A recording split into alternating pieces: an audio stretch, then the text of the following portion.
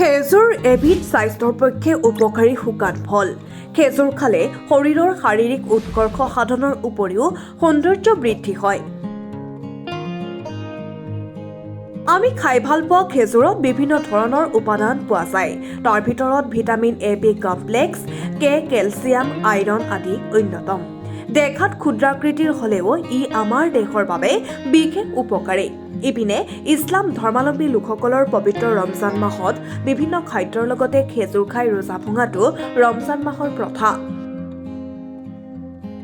যুগ যুগ ধৰি প্ৰতিখন দেশতে ৰমজানৰ ইফতাৰত খেজুৰ খোৱাৰ পৰম্পৰা আছে। স্বাস্থ্য ৰক্ষাত খেজুৰে কিদৰে সহায় কৰে, এই সন্দৰ্ভত আমি জানিবলৈ কাষ চাপিছিলো গুৱাহাটী মহানগৰীৰ KGMT হাস্পতালৰ জ্যেষ্ঠ চিকিৎসক মিতালী দুৱাৰা ৰাজখোৱাৰ ওচৰত। শুনক খেজুৰ সম্পৰ্কে চিকিৎসক মিতালী দুৱাৰা ৰাজখোৱাই কি ক'লে। নমস্কাৰ, মই আমাৰ সকলোৰে অতি প্ৰিয় এটি খাদ্যৰ বিষয়ে আজি অকণমান ক'বলৈ ওলাইছোঁ। সেইটো হৈছে খেজুৰ। খেজুৰ একচুৱেলি আমাৰ শৰীৰৰ কাৰণে খুবেই ভাল। ইয়াত যথেষ্ট পৰিমাণৰ প্ৰ'টিন, ফাইবাৰ, ভিটামিন, মিনাৰেল আদি আছে, যি এণ্টি অক্সিডেণ্ট আছে, যি আমাৰ শৰীৰটোৰ বিভিন্ন ৰোগ প্ৰতিশোধ কৰাত সহায় কৰে। দৈনন্দিন যদি আমি খেজুৰ খাওঁ, আমাৰ শৰীৰটো যথেষ্ট সুস্থ হৈ থাকে আৰু বিভিন্ন ৰোগৰ পৰা আমি হাত সাৰি থাকিব পাৰোঁ। আৰু এটা খুব দৰকাৰী বস্তু হৈছে যে আমি ভাবোঁ যে খেজুৰ ডায়েবেটিছ ৰোগী এজনে খাব লাগে নে নালাগে, বা খালে কেনেকুৱা অপকাৰ কৰে বা উপকাৰ কৰে। আচলতে খেজুৰৰ গ্লাইচেমিক ইণ্ডেক্সটো খুব কম। সেইকাৰণে তাৰ ফলত কি হয় যে খেজুৰ গ্ৰহণ কৰাৰ পিছত আমাৰ ব্লাড চুগাৰ কনভাৰ্চনটো খুব লাহে লাহে হয়, চুগাৰলৈ পৰিৱৰ্তন হয়। সেইকাৰণে খেজুৰ আচলতে ডায়েবেটিক ৰোগী এজনেও গ্ৰহণ কৰিব পাৰে।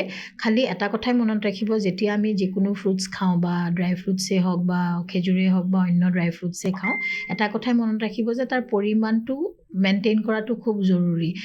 দিনটোত 6-7টা খেজুৰতকৈ বেছি একচুৱেলি খাব নালাগে। বিভিন্ন হেৰিত লিখাই আছে যে দিনটোত আপুনি 7টা খেজুৰ আপোনাৰ শৰীৰটো নিৰোগী কৰি ৰখাত সহায় কৰে।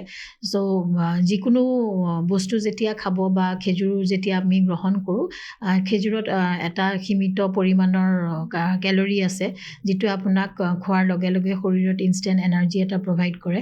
তাৰোপৰি তাত যথেষ্ট পৰিমাণৰ ভাল প্ৰ'টিন আছে।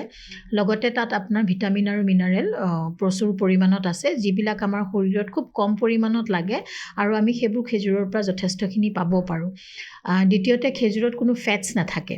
সেইকাৰণে ফেটছ নথকাৰ ফলত আপোনাৰ কি হয় যে আমাৰ তেলাল জাতীয় বস্তু যিটো গ্ৰহণ কৰা হয়, তেনেকুৱাত খেজুৰত আপুনি নাপায়।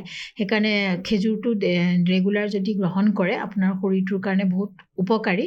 তাৰোপৰিও খেজুৰে যিহেতু ইনষ্টেণ্ট এনাৰ্জি দিয়ে, সেইকাৰণে আপুনি মাজে সময়ে দিনটোত একেলগে নাখায়, 1-2টাকৈ যদি খাই থাকে, তেতিয়াহ'লে আপোনাৰ বহুতখিনি চুগাৰ কণ্ট্ৰল কৰাটো সহায় কৰে। ধৰক একেলগে 6-7টা নাখায়, 2টা খালে, খাই আকৌ 2 ঘণ্টামানৰ পিছত আকৌ 2টা খালে, তেনেকৈ যদি খাই খেজুৰৰ বেনিফিটটো বেছি ভালকৈ পোৱা যায়।